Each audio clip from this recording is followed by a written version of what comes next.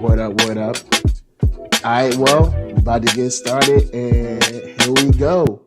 Late Ill Kid at OneYoungsta, holding it down, bringing that street geek and nerd soul. What is up, my people? Today, all year, coming with another wonderful episode of That's Right, Dope Folks. We chilling. NERDSoul Light is here. We're having a good time, but we are not alone. We are joined right here by a creator luminary, if you will. Jahni Kwatre, what's up? What's going on, bro? What's going on? Chilling. Good to see you. Today is a special day for you, not just Friday the 13th, and we'll get into that in a minute. But before we start, before we get full into those streets, tell the people what you do. Well, I am it's a few things I do. I am a filmmaker. I'm also a comic book creator. I am a storyteller, man. I tell stories in different mediums. My favorite mediums are film and comics. I'm a geek, so that's what I do. That's how I express myself through media the most. So yeah, that's pretty much what I do, man. That's All right, good. So when it comes to comics, when it comes to your geek in general, how did you become ingratiated? What was your door opening, your eye opening experience that brought you into the geek sphere? Man, when I think about it, it's a few things, man. I mean, I'm an 80s baby. So of course, Transformers, G.I. Joes, Thundercats, Ninja Turtles it's always been there. You know what I mean? So and just Marvel comics at the time, when like it's always been there. I've always had a love for also film as well at an early age. I can remember certain films paving the way for me to want to also be a part of that world as well, man. And as I grew older, I started to see them as more of a connection than more separate. So that was pretty much, how it started off, man. I've always had a love for both of them. You know what I mean? When you, and I don't know how anyone else grew up, but when I grew up, when Batman, Michael Keaton's Batman came out, that was the first VHS tapes I've ever owned or ever seen. You know what I mean? This is that was a big deal back then. And I didn't realize how big of a deal it was now until I look at it in hindsight and see how big that VHS tape release was such a big thing for not just geek culture, but just like the industry in its whole. I think it was like one of the first like home releases at the time, and I didn't even realize that until I found out. I think I found this out by a year ago, like that thing. So it's crazy. So it's always been there, bro. It's always been there. Cool. So you start to grow. You're into, you got Marvel Comics, you got G.I. Joe, what I'm saying, all this stuff swirling around your head, these fantastical worlds, these stories, these amazing people. What made you want to get into it? What made you want to start writing it, creating it, being a part of it? Well, I can remember being about 7 years old, and I would take I would write stories and draw myself, and I would staple them together and fold them over, and that would be my way of creating books. And Word you up. know, just being an artist, like I've always, not so much as I used to, but I've always been an artist as far as drawing.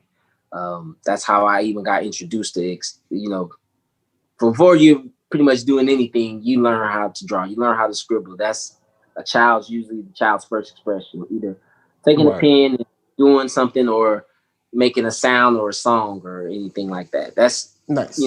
Pretty much all of us. So that was pretty much what I was doing around 7 years old, where I realized like, okay. And then I can remember it was like a summer. I did about 8 of them. I did about 8 different ones, and I even had. And why I did so many is because I had a series going. Ooh, character. I had a series going. I'm not going to speak on that because this is a 7-year-old me. Had a series at 7, y'all. Man, look. Yo, man, that's that realness. It was like my first way of like, okay, taking something and building and mythology for it. You know what I mean? And I always liked that. And at the time, I used to want to work for Marvel and DC and draw and yeah, I want to, work for one of them when I get older. And, this is before Image was even around. So, it was just one of those things that, I just wanted to do. And then eventually I started, as I got older, I just kind of, well, maybe I should do my own thing. I'm kind of creative. Oh, okay. Kind of got some cool ideas. I kind of got some cool characters I want to put out there. And I don't think no one else is going to invest in these characters but me. So let me invest in them, and that's where it came up. All right. So, and speaking of investing in characters, you just dropped a Kickstarter today so that everyone can invest in these characters. I've actually covered Cuba Delicia before on this channel, which is another property that you have, which is also crazy dope. But today you have a Kickstarter. Now, of course, people, y'all might be brand new. The link is in the description. I'll also put it in the chat. We're going to take it away to the Kickstarter video so y'all can check that out. He can introduce you, of course, to the awesome, the amazing, the one of a kind Giallo Gumbo.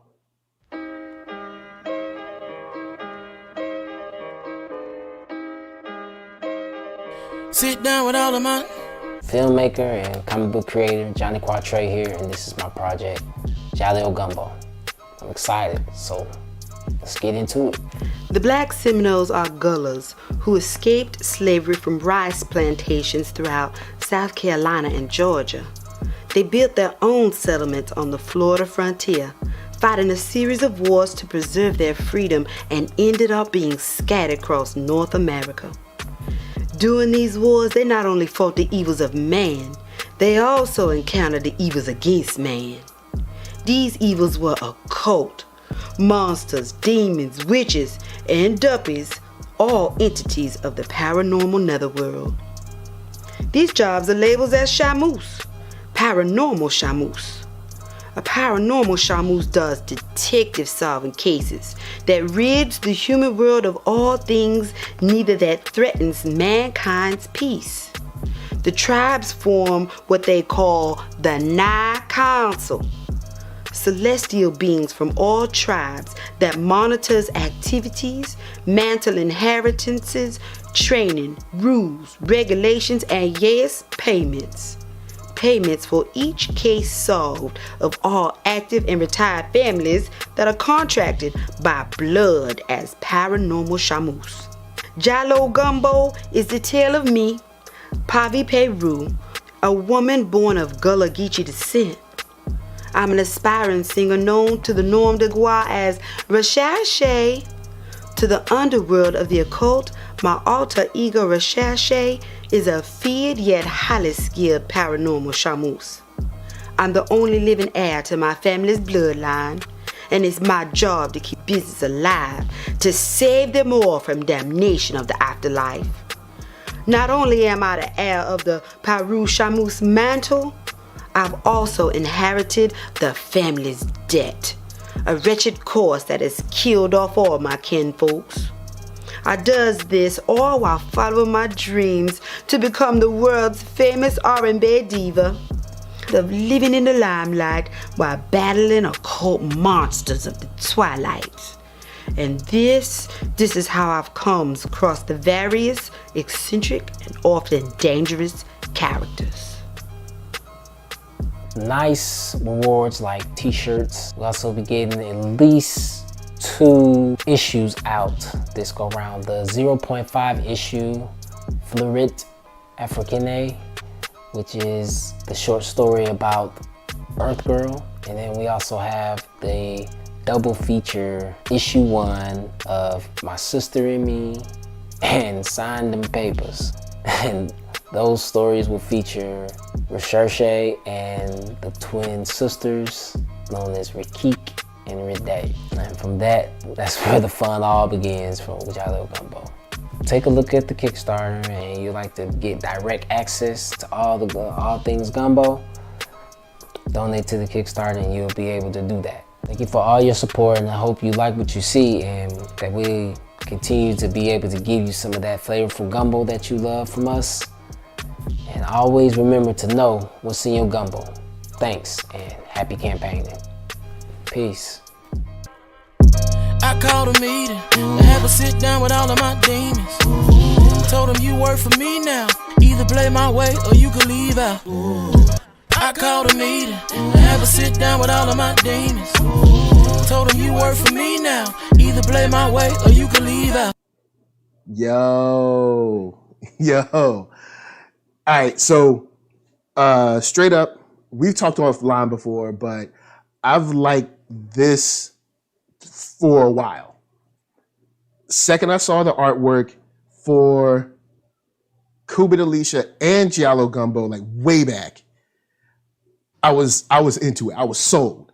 And then when I saw the story stuff behind it, I was like, yo, I'm into supernatural, and then you got the fighting. I was like, yo, look. And now I see you messing around with animation, my dude. So I'm excited for this, but I know it's been a long road because we were talking offline. We met online like, I don't know, like 3 or so years, 3-4 years ago, whatever. A while back. Yeah. So since it's been such a long road, if you can, please illustrate some of the path to get to this moment. Well, this path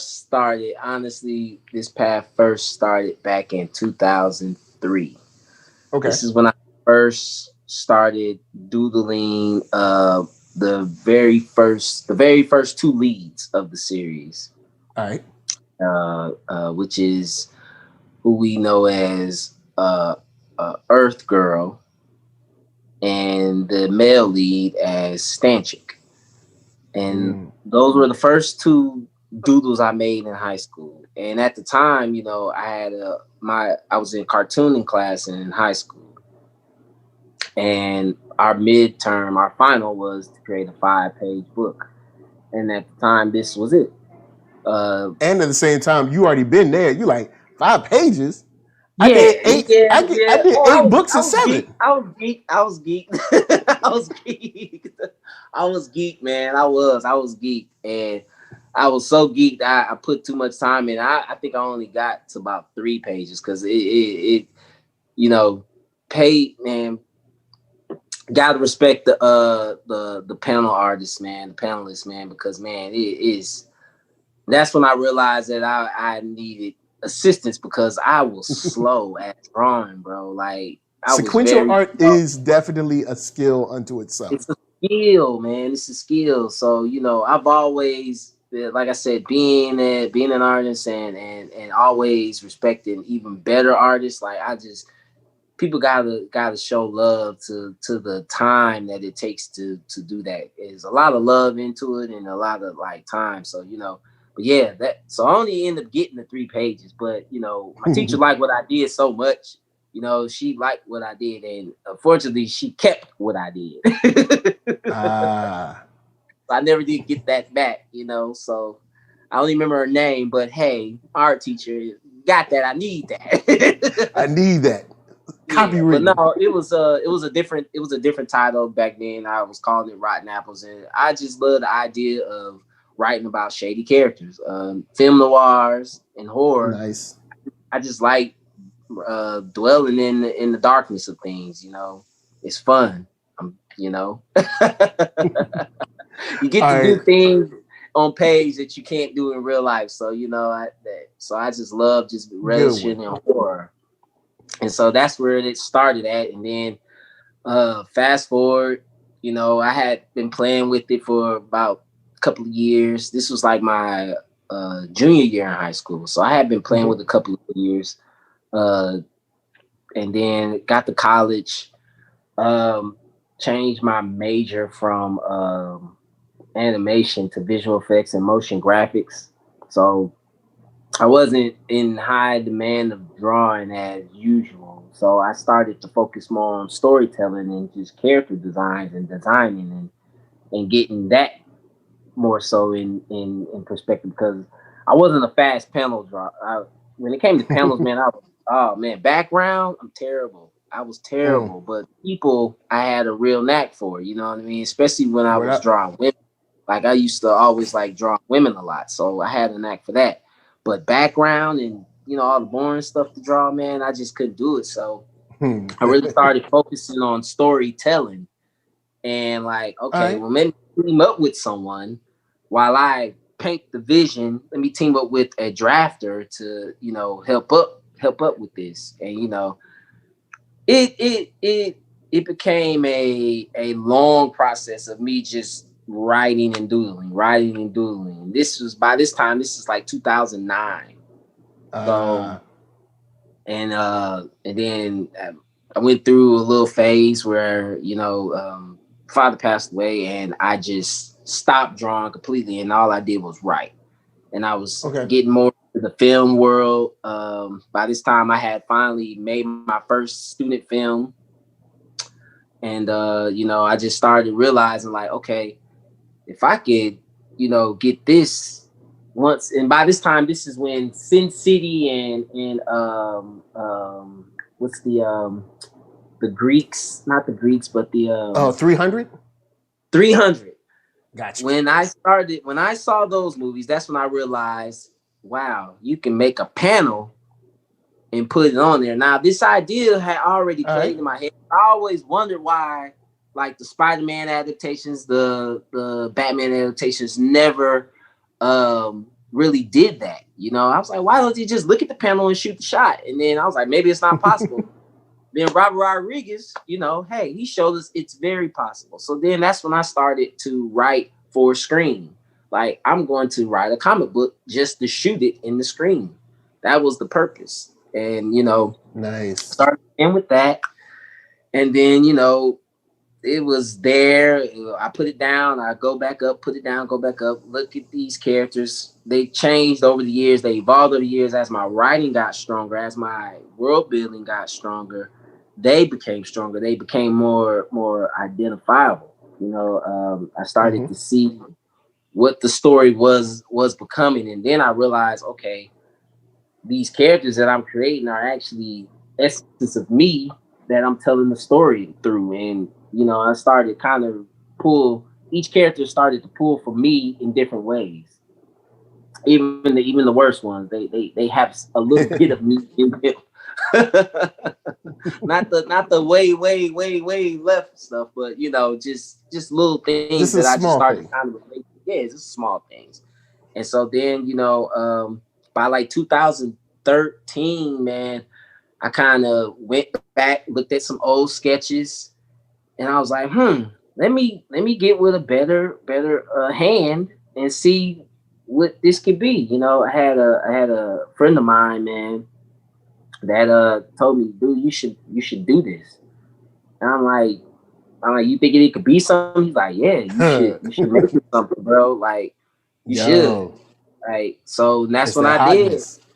Yeah, so that's what I did. I got with William Thanomo, man, out of the Dominican Republic. He was the first one that really kind of tuned in to my brain a little bit, and we were able to really make some cool character designs back in like, it was about like 2013. We came up with some things, and I was just, you know, I'm like, okay, this, and then people were responding, so I'm like, okay, this is happening. This they do like this, so okay, let's see where this is going. So, you know, started to, you know, kind of put it out there a little bit more, and then probably about 2017, man, I kind of went on ahead and did a quick little short. Did a character book to kind of put that out there, what the world was. And that's the one I saw, right? Right, that's the one that you saw. That was the Giallo Gumbo, the original 0 issue. It's actually that joint is flames. Ooh, I didn't know that. I didn't know there was a physical version. Oh yeah, brother. This is the last. Look, this is the right. Hey, this right here, I'm actually giving this away for the Kickstarter, man. This is the last of the Mohicans right here, man. This is great. See, man, I was about to be like, look, I'm going to holler at you after the show, be like, look, what you need. But I got you, though. Because I didn't know there was a physical version of that. Man, it's a physical version. Because I just got the PDF. That's the last one, man. That's the last one. It was about 150 of them in print, and they went quicker than I ever thought. I'm like, and you know, It was quick for me because it was a few months, but that was quick for me because I was thinking like, man, no one's gonna get. I got 150 of these things. I'm thinking about 25 are gonna be gone at the most, and then when I started now, now with stuff like Big Distro, which is Black Indie Comics Distro, and stuff like Blurtish, man, them things. Shout out to Blurtish. Shout out to Blurtish. Man. Blurtish actually moved a couple of units of Cooper Deletion for me, man. Shout out to Blurtish. Word. Yeah, Blurtish, man, them dudes is dope. So like, you know what I'm saying? I'm just saying, if you're looking for, you try to do that reprint, you know what I'm saying? Just, you know, look, we can talk offline. We can do a little reprint, you know. We gotta do that reprint through that Kickstarter. You know what I'm saying? It's like, look, just we can figure out something, do something cool, you know, figure it out.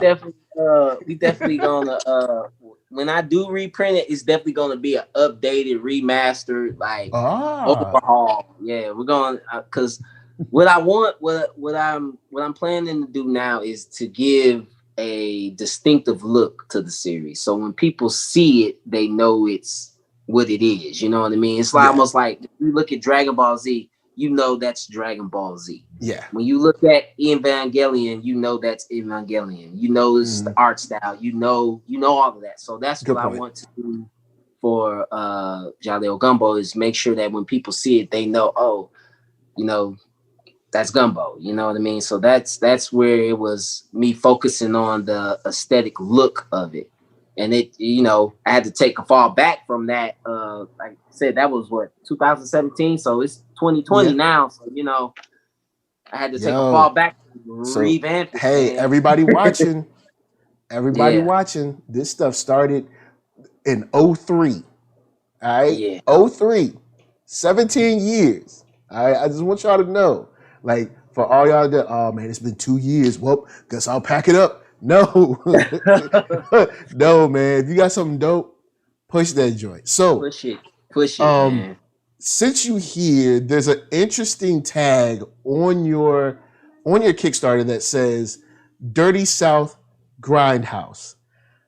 Right. Could you explain Dirty South Grindhouse to us, please? Okay. All right. Dirty South Grindhouse is something that I've kind of coined. It's like, okay, I've always been a fan of the drive-in movies. The drive-in double feature movies where they would play all night. You're either watching a blaxploitation movie or you're gonna watch a kung fu movie. You know, nice. Or you're watching those old rugged horror movies that no one's ever heard of, like you know.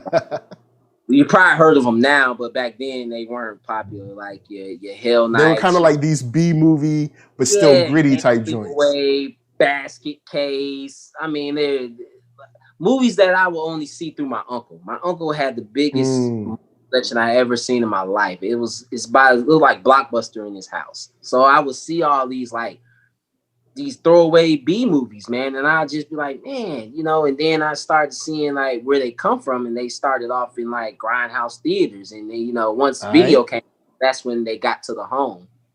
But that's where I get the grindhouse from. That's where the love for the grindhouse comes from. It's just like I said, my first introduction to horror was like the B movies, you know what I mean? And they were the at the time, the Texas Chainsaw Massacre, and, you know, like I said, things like that. So that was my first introduction to it. So that's where that comes in at, and that's a love letter to that. And so from the Dirty South. Now, and what part of the Dirty South, so people know? The Dirty South covers pretty much the whole Southeast, man. From Miami all the way over to Houston, to H-Town, man. You cover all of that. Nice. You know what I mean? You got to cover all that. From gotta get all that area in. You know what I mean? Gotta hold it down for them. It's crazy because I'm originally from Indiana, man, but I've lived in the South pretty much my whole life. Like what part? What part? I've lived in Alabama and I lived in Atlanta. Yep. Okay, cool. All right, so you know the deal. You know the deal.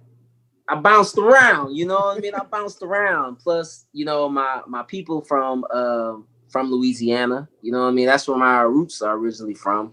And my other side is originally from Alabama, so it's there. You know what I mean? And the culture is different. Like, you know, you got your HBCUs, you got your music, you got your clubs are different. The culture is different. You know, it's just different from the South than the North, than the South, and there's a different kind of like connection and mentality down there too. Yeah, it's a different mentality. So, you know, and that's something that's not seen. That type of culture is not seen in animation, anime, or manga, or any really comic books. Like, they have it, but they have it like watered down. I'm like, no, I want to show you guys like what it was when I was living in Atlanta, when it was like, you know, when I was living there, and how the culture was at the time when I was living there. You know what I mean? Word up. You know, so it's crazy because a lot of that's gone now. You know, you don't have the Freaknik no more. Yeah, you know, all that stuff has changed. Like 112, all that is gone now. So I'm like, you know, this is my chance to kind of like bring it back through the comic book. So that's why it's an alternate reality of what's going on. Like, all this stuff that's no longer exists in this world. You know what I'm saying? This type of culture. So that's where I really where I say a Dirty South Grindhouse, because it's really showing you like what it is, what life in the South is like. You know what I mean? And I think a lot of people get it misconstrued sometimes, or, you know, they get the culture misconstrued. So this is my way of telling it, you know, also as an outsider who ended up embracing the South, because I'm not originally from the South. I'm originally from the Midwest, but what up? I see the differences. So that's just what that is, man. So that's why I say it's Dirty South Grindhouse, you know what I mean? So let people know where you at, what you watching, you know what I mean? Cool. I did want to touch on something real quick, because I know we're coming up on some time, but I wanted to say, you talked about like doing your student film, and, you know, setting it to film, and, you know, kind of like drawing it like it's going to be shot someday, or in animation someday, or something like that. That's something that jumped out to me early on when I saw your work. I was like, yo, this is very cinematic. Like very cinematic, similar to like St. Chase's stuff is really cinematic, man. Matter of fact, St. Chase, look, it's about time for you to come on the show. But his stuff is really cinematic. And when I saw yours, I was just like, yo, this is dope. I want to watch this. Like, I want to watch this all the time. It's beautiful. It's black. It's got the supernatural aspect, which I love. It's got some fighting, which I love. And I was sold. And then when I read it, how deep and how vast you made the world, it was really refreshing to see something like that.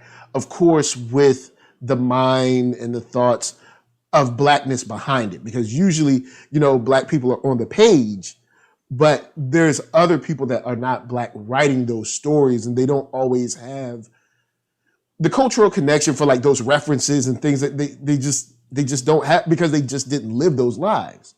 So that's something that jumped out to me, is like this rich, like vast kind of like storyline that you were kind of like dumping us into, and these crazy, colorful, unique characters.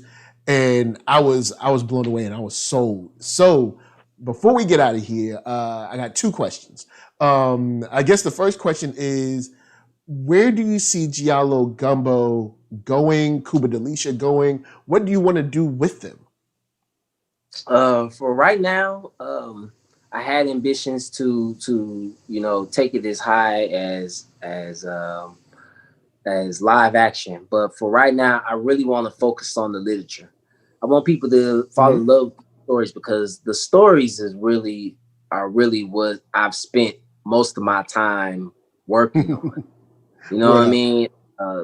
That's really what I've been since 2003. That's really what I've been like working on. So I really want to get the stories out there. That's why I fell back from worrying about the animation, worrying about this, trying to pretty much walk before I even crawl. And now I'm just like back in baby infancy, like looking like, okay, let's just get it in your hands. Let's get it in your hands. And that's what I plan on doing, just focusing on, you know, getting that literature out there. And when it's time, you know, we'll move to animation. And when it's time, we'll move to, you know, live action. But for right now, I want people to fall in love with it, like, you know, just as it is, as a piece of literature. As a property itself. Yeah, as a property itself. Let's get it out there. Let's build this story. Let's see what we have, and then from there, you know, I want to go all the way live action, and I'm always going to have my hands on it. I'm never going to, like, if it's going to be a live action movie, I'm going to direct it. I'm going to write it. You know. Yo, live action cosplayers. Y'all see this? Y'all see these characters? I've been waiting on the cosplayer, man. You know what I'm saying? Cosplayers, holla at them.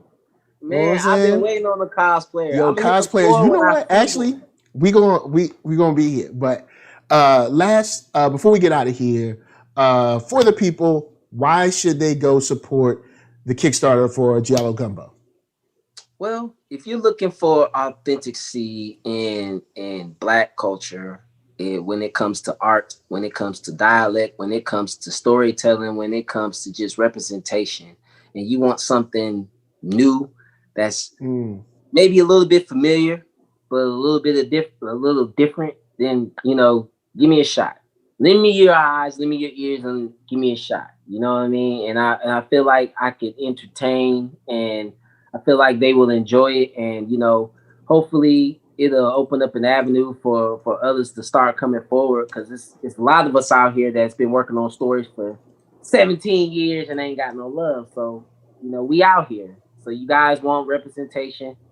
We are out here, and we're representing. It's a lot of us out here, you know. That's what's up. It's a lot of us out here. Yeah, it's a lot of y'all out there. And shouts to Kid at Heart that's in the chat. You know what I'm saying? Look, you see the link in the chat. You see the link in the description.